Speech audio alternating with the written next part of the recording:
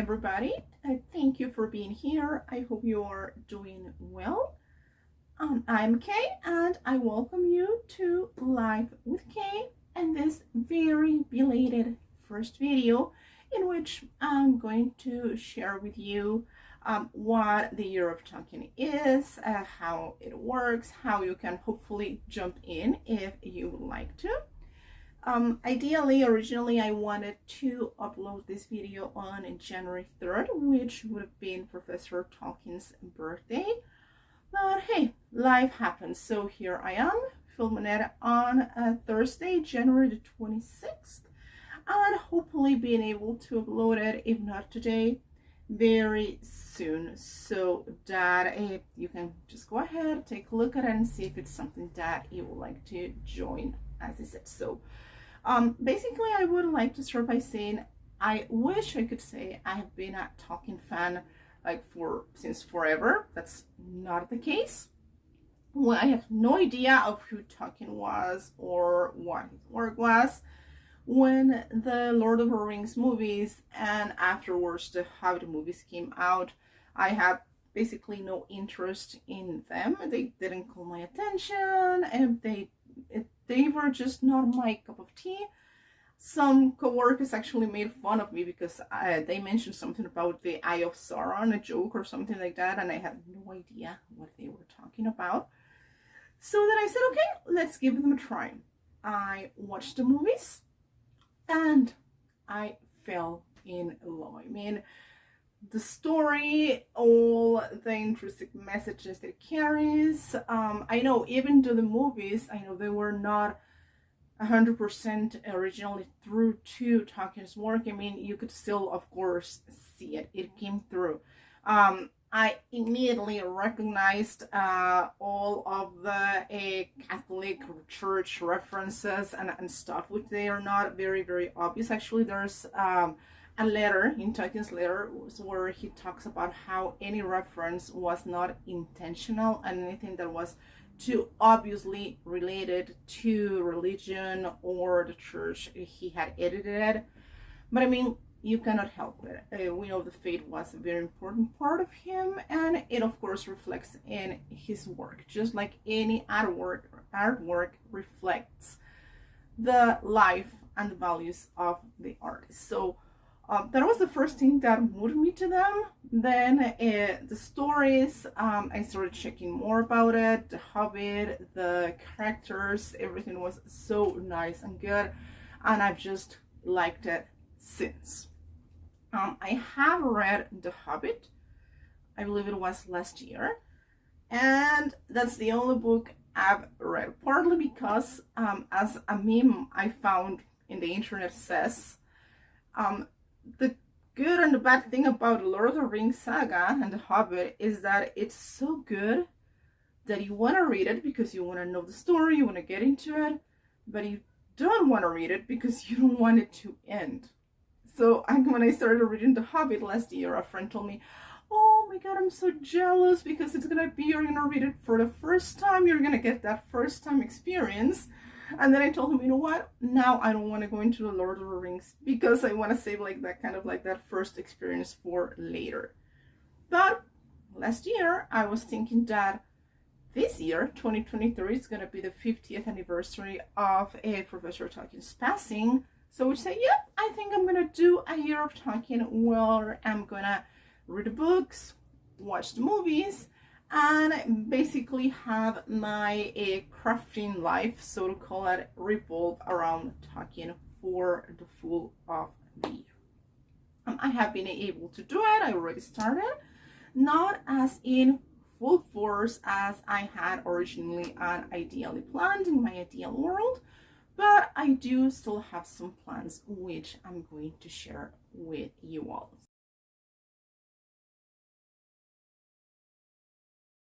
So first thing first, of course, Tolkien's work is a literary work.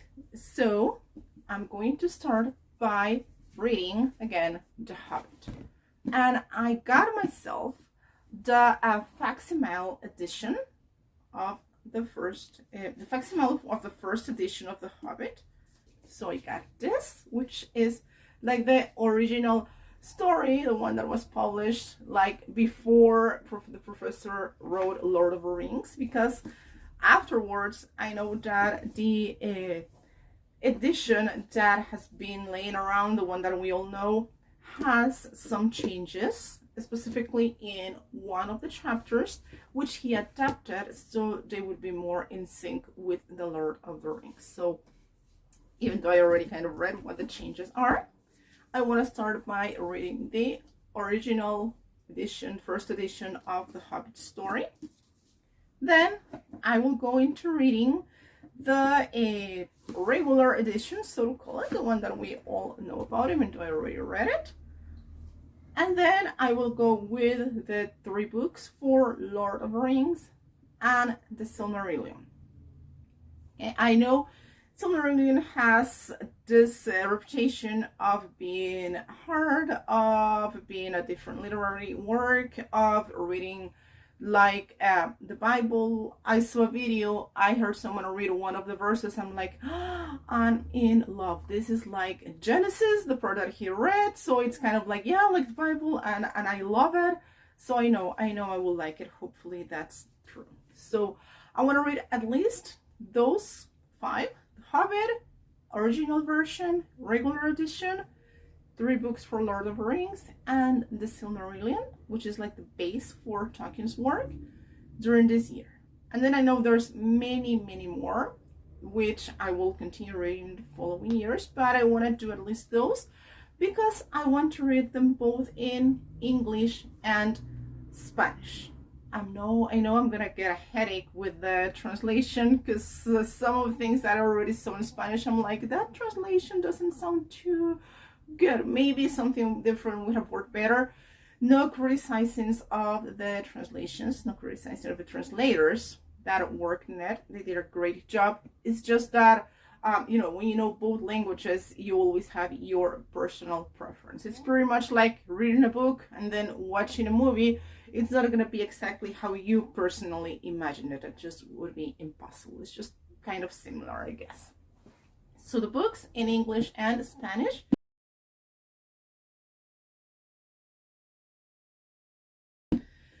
As I read the books, I plan on taking notes, right? I've got this greenish kind of notebook, right, for the Hobbit. And I'm going to divide it in different sections, like key points of the story, quotes. I'm a quotes kind of girl. Reflections as to why those quotes are meaningful, why a certain character or passage is meaningful to me. So that's going to involve a bit of personal development and also the spiritual and religious side. There's my analysis. The characters, the places, all of that. Just like a summary, because I don't like writing, highlighting on actual books. I like to have a notebook with my notes and my comments instead. So that's what I plan on doing. That would be for the reading part.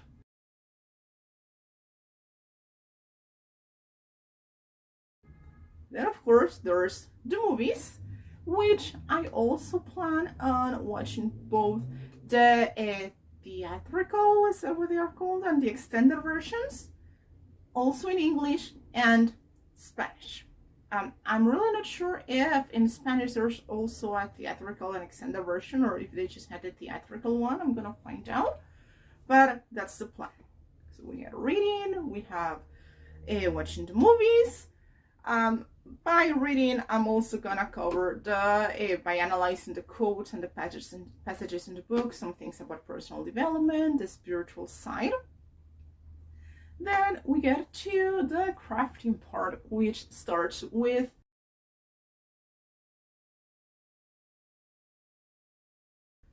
cooking and, of course, eating. So if you're wondering, yes, the plan was to eat like a hobbit. That means having breakfast, second breakfast, 11 C's, we have lunch, afternoon tea. I'm not sure if there's dinner and supper or supper and dinner. I'm always confused with the difference between the two. If one of you can clarify in the comments, I'm going to be really thankful. or if there's only like 6 or 7 in total. I've been trying to eat like maybe 6-7 times a day, some days, not officially. I think it's gonna be hard, especially because of how frequent meals are. So I need to have, I'm assuming, like a variety of snacks available. And also because I also want to lose some pounds. So if I'm gonna be eating that frequently, that can actually be good for metabolism, I've heard, but I have to watch out how much I eat, right? It's not like I can have like a regular lunch. Here in my country, lunch is like the biggest meal that you have. It's not dinner, it's actually lunch. Dinner is like lighter, something like breakfast. And then, because then I'm gonna be full and I'm not gonna be hungry for a, you know, afternoon tea. So maybe just having something little. So I don't know. So far, having breakfast, second breakfast, and 11:06 has been like easier. Why? Because I get up very early to go to my first job, which starts at 7 a.m. So I get up, and all of my life I have never been able to eat anything solid very early in the morning. So what I do before I head to work is I just have a cup of coffee. All right, so that would be technically my first breakfast, a cup of coffee. Then when my class ends at around 8 a.m., I always have a granola bar or something light, a yogurt or something to eat when I finish class at work, in my place of work. So I would eat my breakfast. Then when I come back home, I also eat something else. So that would be my 11:06. Then we would have lunch and afternoon tea. Here traditionally we always have a cup of coffee with a piece of some kind of sweet bread. I'm gonna ideally tell you a bit more about our traditions and customs as we go along in the channel. So that's afternoon tea. Then I think it's doable. We have dinner, which is lighter. And if there's a 7th meal, which I'm not sure if it's 6 or 7 meals, please don't kill me, but if anyone knows, let me know in the comments, please. Then I can just have something light in the end as well, like maybe a piece of fruit or some yogurt or something. So I think it's doable. I may have already been doing something similar, having between 5 or 6 meals average. So that shouldn't be an issue. I know also there are many recipes and cookbooks inspired in Middle Earth and Tolkien's world. So hopefully I also plan on ordering them, or either online or the physical version. Although anything having to do with Tolkien, I do want like the physical book with me, so I'm going to be ordering them as well. And also any of the food they mentioned throughout the book, trying to eat it and replicate it as I read that part. That's for cooking. Another craft I'm really into, well, there's a zillion crafts and things I'm interested in, either doing, learning, etc. But what I'm really into is cross stitch.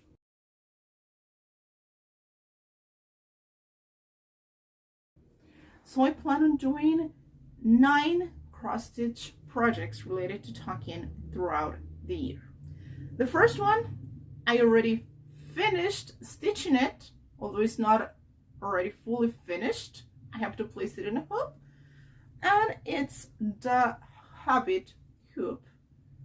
This pattern I found in Etsy. I'm gonna place a link in the description as soon as I find out how to do it. Okay, it's finished, and this was meant for a 9 to 10 inch hoop. That's the way I'm gonna display it. All right, I'm gonna show it when that's done. I stitched this in a 16 count Aida, however you pronounce it. I pronounce it Aida, like in Spanish. All right, that's Aida. I'm an Aida girl. I've never stitched, for those of you who stitch in any other type of fabric, like even weave, linen, although I just got my first even weave fabric because of a project I want to do next year. I'm kind of scared of trying it, but we'll see how it goes. I've always stitched in Aida and I love it. So this is 16 count, all right, 1/1 with 2 strands of DMC floss. All right, that would be the first one. Why? Because this is like the beginning, the start of the Hobbit, the start of Tolkien's saga and stories. In a hole in the ground, there lived a Hobbit. In my case, I would say maybe the most famous and well-known first liner for a book. All right, and the one that opens the full world of Tolkien and Middle Earth and whatnot.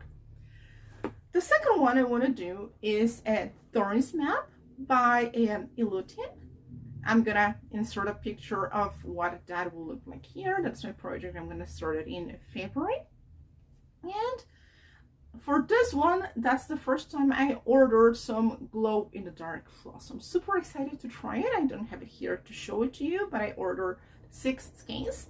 I'm not gonna use the 6 of them, of course. Just wanted to have them there for future projects too. So super good. The third one, then I want to do like a project for the Hobbit Hole for the Shire in different seasons. So one for the Shire in spring, we have the Shire in summer, autumn or fall, and winter, and one more for my favorite season, time of year, which is Christmas. All of them I'm getting from Etsy as well. Everything that I mentioned, as much as I can, I'm gonna add a link in the description in case you are also interested. Okay, so that makes it for the Hobbit part. And then when I get to Lord of the Rings, and I plan on doing another one with the Shire, and there's like an open book and a writing, a feather or fountain pen, I'm really not sure how you call them, a writing feather from back in the day. Why? Because that's like the beginning, like the Shire, the Hobbit, everything was like the backstory, and now we start with the Lord of the Rings. And then I want to do the Fellowship, also by Ilutien. Her patterns, are available, I believe, through her Facebook page or website. I'm also going to include that link. And that's one I'm super excited about. If possible, I would also like, I also found on Etsy like some embroidery patterns, not cross stitch, but embroidered with different parts of Middle Earth map. And I'm also tempted to start, this is not going to be finished this year, definitely, but maybe in September, when the actual anniversary for Tolkien's passing is, I will start either a Middle Earth map from Etsy, or this gigantic, super big, at least for me, cross-stitch Middle Earth map from Tilton Crafts. I believe it's out of order right now. They don't have it available anymore. I got it for during a time. I don't remember if it was about to be taken out from their inventory or their available patterns, or if it came back for a limited time. I got the pattern. Gotta say, I'm impressed that such a big project can be done in 45 plus colors. But I don't know, should I take the shot, bite the bullet? Maybe there's plenty of people interested in joining me in type of like a stitch along. I may try. But in the meantime, at least those 9 are my basic project plans for cross stitch. And then we have crochet and knitting.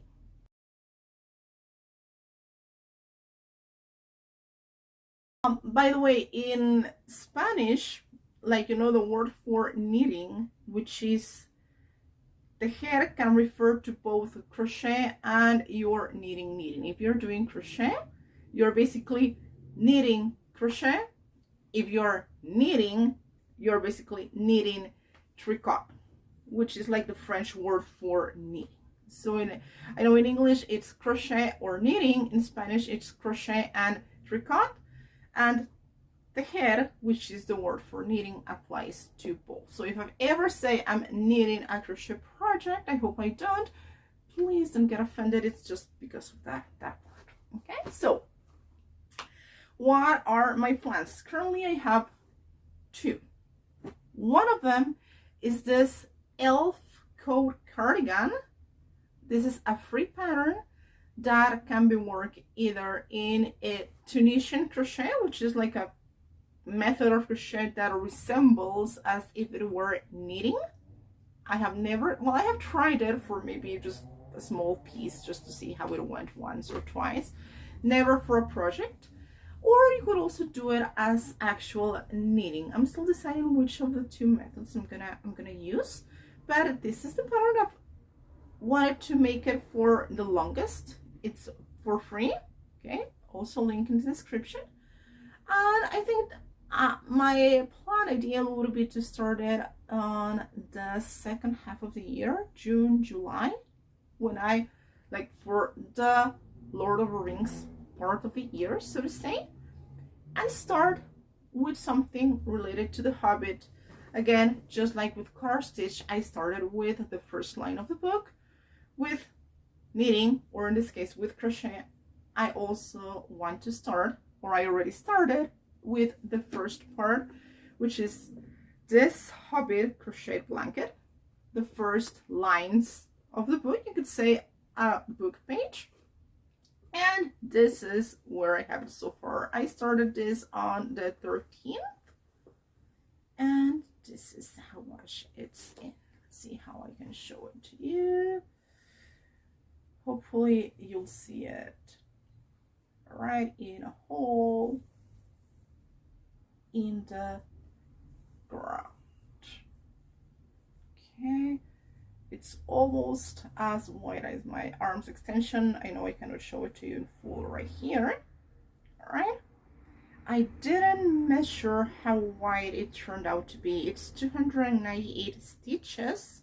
All right, the yarn I'm using is just this 100% acrylic yarn that we find here.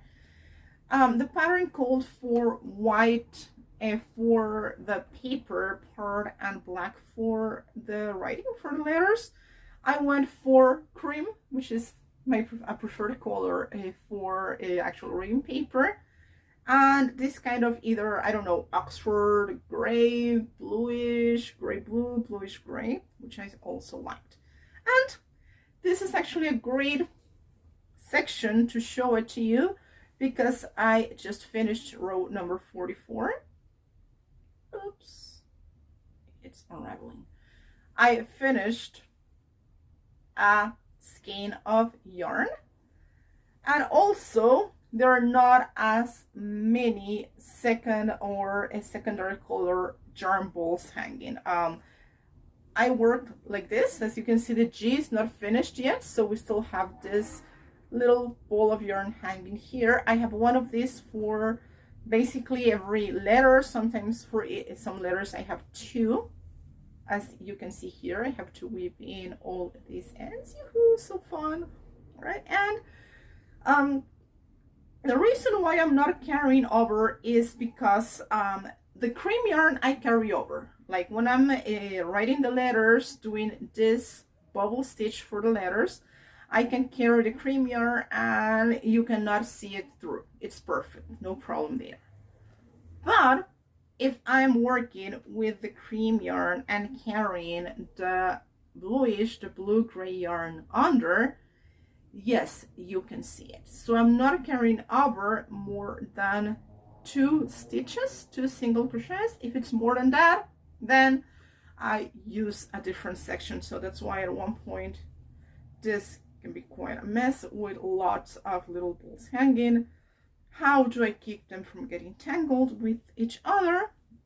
By using one of my stitch markers, you know, like the little safety pins, to go ahead and keep them from unraveling.